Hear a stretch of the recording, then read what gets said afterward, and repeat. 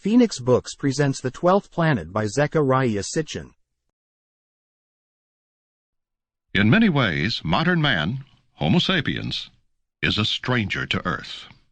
Ever since Charles Darwin shocked the scholars and theologians of his time with the evidence of evolution, life on Earth has been traced through man and the primates, mammals, and vertebrates, and backward through ever lower life forms to the point billions of years ago at which life is presumed to have begun. But having reached these beginnings, and having begun to contemplate the probabilities of life elsewhere in our solar system and beyond, the scholars have become uneasy about life on Earth. Somehow it doesn't belong here.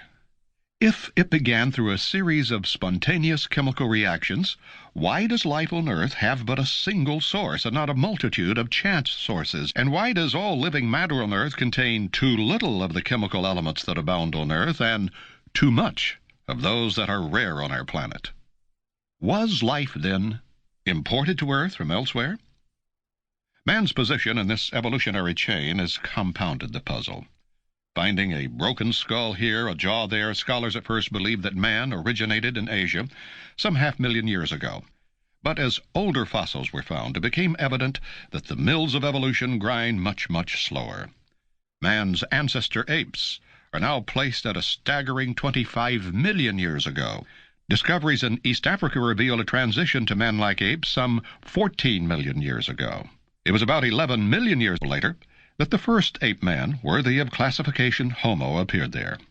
The first being considered to be truly manlike existed in the same part of Africa some 2 million years ago. It took yet another million years to produce Homo erectus. Finally, another 900,000 years for the first primitive man to appear. He is named Neanderthal after the site where his remains were first found. In spite of the passage of more than 2 million years between advanced Australopithecus and Neanderthal, the tools of the two groups, sharp stones, were virtually alike, and the groups themselves were hardly distinguishable. Then suddenly and inexplicably, some 35,000 years ago, Homo sapiens appeared as if from nowhere and swept Neanderthal man from the face of Earth. These modern men, named Cro-Magnon, look so much like us that if dressed like us in modern clothes, they would be lost in the crowds of any European or American city. Because of the magnificent cave art which they created, they were at first called cavemen. In fact, they roamed the earth freely, for they knew how to build shelters and homes of stone and animal skins wherever they went. For millions of years, man's tools had been simple stones of useful shapes. Cro-Magnon man, however, made specialized tools and weapons of wood and bones. He was no longer a naked ape, or used skins for clothing.